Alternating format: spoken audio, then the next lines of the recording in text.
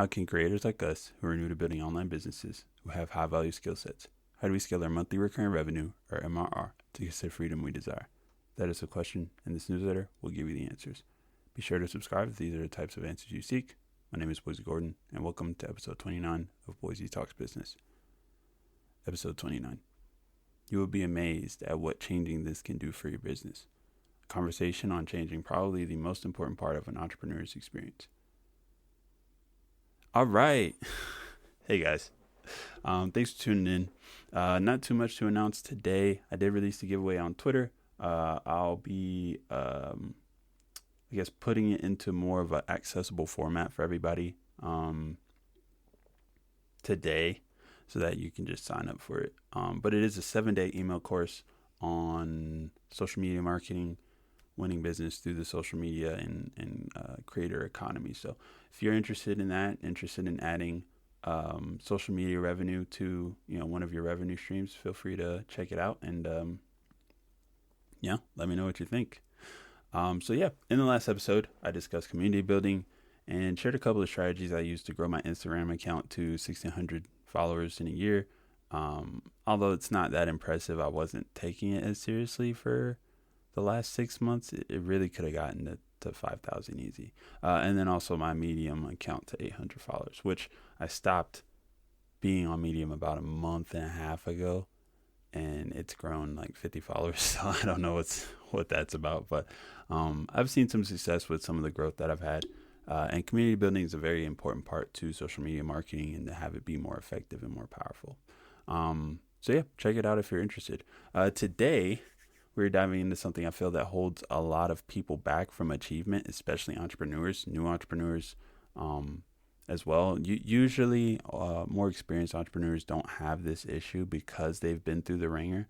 But I felt like if I can alert someone of a problem they might currently have, then so be it, might help them. So we'll be talking a little bit about the most optimal mindset for entrepreneurial success. Oh my gosh, that word is so long. Let's dive in. So first off, bad vibes equals no money. I wanted to start off by discussing bad vibes. There's really no place for it in your business. Not from clients, not from employees, and certainly not from you. If anything, you as the owner of the business should be the most positive and upbeat person in the entire company.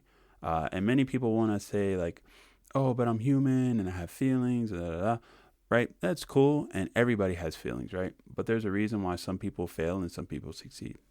You have to be in constant control of your feelings and your emotions, and you have to keep them in check because as a business owner, you have to be strategic. Emotional decisions don't get you anywhere as a business owner. Even when you're happy, making a decision can be horrible, right? So being in control of your emotions is a very important part of entrepreneurship.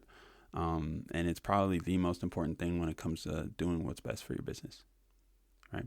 So like I said, not from clients. Don't accept anybody that's, a bad client, a bad customer, someone with an attitude, someone that's beating you down for every single dollar. You want to work with people who you want to work with. Don't feel like you're ever in a position where you have to work with the client just because they're paying you. Money isn't worth your happiness. And then employees, you don't want to tolerate anyone that's out of line with what you see for your company. That's why it's important to focus on hiring employees who bring a positive energy. You want employees to be an addition to your company, not a subtractor, right? And then you, like I said, we already talked about that. So I hear people complain about not making money, and that confuses me. Like they complain about not being able to make $1, whether it's from social media, whether they're trying to make it, from their new business. But it just confuses me because we live in a cause and effect world. Meaning if I go out and smack a baby, the effect is going to be that I'm going to jail for assault, right? Like, if I go out and I, make lemonade and say, hey, do you want to buy this? And someone buys it, I get money, right? Like it's cause and effect. If I do something, I get result. If I click this link, it opens link. Like that's how most things work. And if you do the right things, you get the right things. And the inverse is also true. So like when you aren't making money, which is the desired outcome or desired effect, you have to assume that what you're doing is the problem. Like, you're just not doing it right, because there are people who are making money, right? It's not like it's an impossible thing that's being done for the first time ever. People have been making money online, and people have been making money with their businesses since businesses were businesses and the internet was the internet. So why complain? Like, if it's your fault and you are the cause of the effect that you're getting, why complain? Like, the reason many people fail, and I'm answering the question. So the reason why many people fail to make money, or to become profitable, or to scale their business, or to leverage social media, is because they're ego driven. They allow their internal emotional opinion to drive their perspective.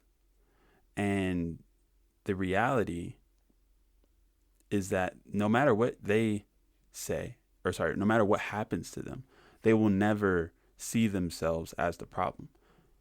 They could go bankrupt and blame the economy, even though there's still companies in the similar space as them who have dealt with the same economy, if not worse, who are still in business making money.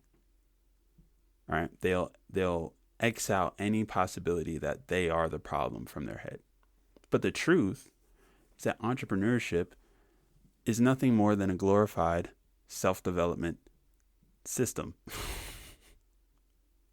Like, the process of starting a company, making something valuable, selling it to people, getting told no 95 times out of 100, giving people the thing that you promised them. Like, it's all self-development, because it takes the best version of you to achieve the result that you're looking for. So if you aren't the problem, you can't be the solution. You can't say that the economy is preventing you from achieving your stuff and then also be the solution to the economy, right? Like, if you say that I am not performing well within the economy, then cool. You put yourself at the center of the problem, and you have the power to fix that problem. Instead of saying, oh, the economy is the problem, it's like, I'm not operating the way I need to operate in this environment. And that's a completely different mindset. And I think a lot of people rather blame externally than to look internally for the solution. Like I said, you can't be the solution if you aren't the problem. So just a little bit of advice there. But what is the best mindset? The best mindset is one where there is no possibility that you can lose, like, ever. Like, no matter what happens, you can't lose. Like, I can't lose. Ever. Think about this. I know it's confusing when I said that, and you're probably like, oh, it's not real. It's real. Imagine if someone sees their losses as an opportunity to improve and their wins as confirmation of a good decision. How could they lose? Like, in what world do they lose? They see both wins and losses as feedback. Unless there's some hidden outcome or metric or possibility I haven't heard about. Last time I checked, wins and losses were the only things. It's 50-50. And if they see both things as an opportunity, that means they gain something valuable from both instances. And gaining is the opposite of losing. So, like, literally can't lose no matter what. I was having a conversation with my grandma when I first started my first company. And I started right around like the second wave of COVID. And I saw companies going out of business, companies complaining about loss of revenue, all that stuff, right? And I thought to myself, I was like, I'm doing okay. Like, it hit us. We had a decrease. And then we figured it out. We had an increase. Like, it wasn't like a, situation that we couldn't overcome. And in fact, like, every situation we faced was a dire situation. We could have easily gone out of business. We could have easily said, hey, like, we can't do this. Right? And I was like, companies only go out of business when they don't want to do it anymore. Like, it's a choice. Sure, you can run out of money, but you can always get a loan. Sure, you might have bad credit, but you can always find an investor. You just have to put in the work to make the offer good enough for someone to say, yeah, sure, I'll give you $100,000. It's hard. It's hard. Small percentage chance of success. But if you keep doing it for eternity, in theory, it's going to happen as long as there's a sliver of a chance. And so, like, I've always seen it that way. Don't get me wrong, like, obviously there's circumstances that are uncontrollable, sure, but for the most part, and for most people, it is possible to continue even after they face detrimental situations with their business. I faced 3. And I didn't, quit until I said, this is enough. I do not want to do this anymore. So, just food for thought there. But back to the story. So it's easier said than done, right? It's not something that you can just do overnight. It's not something that like feels good right away. Once again, you have to recondition yourself to think this way. Sure enough, everything is easier to talk about in theory, but how do you do in reality, right? I personally have maintained this mindset for 4 years. 2020, I was coming off the tail end of getting fired and having to move around a couple of times, and I first got that job in a corporate sales setting. I had this mindset because in order to get that job, I had to revamp my resume, right? And I had to list out what I learned and what I could do. And prior to me doing that, I had seen my entire life up to that point, well, not life, but that entire period up to that point as a failure, one big failure. Got fired, went broke, had to move.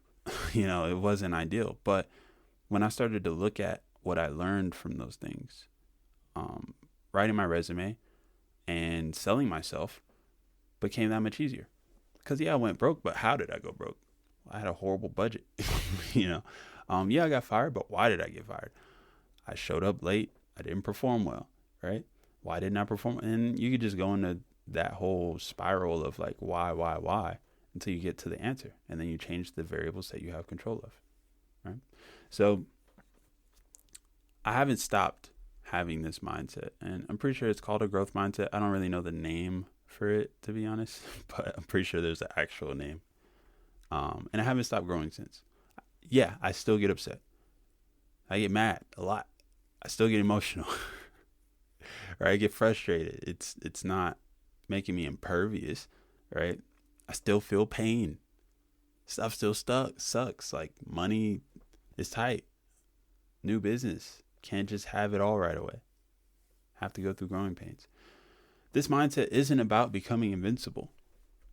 And that's, I guess, where a lot of people, when I like pitch it to them or tell them about it, is where they get caught up. It's like they think I'm telling them like, oh, I have to be perfect and I can't be human. Like, no, that's just defeatist mentality. Like, bro, you can be human. The point, it's about translating the feedback you get from your circumstances. It's about putting yourself as the solution to the problems you face. It's about making logical decisions after emotional outcomes. It's about acknowledging the opportunity in all situations. You can't win if you see yourself as a loser all the time. Right? Like, your mindset controls how you see the world. The feedback you get is translated through the mindset that you have. So if you see everything as an inconvenience or unfair, or you feel entitled to a result, like, you're not going to ever be able to recover when you are disappointed.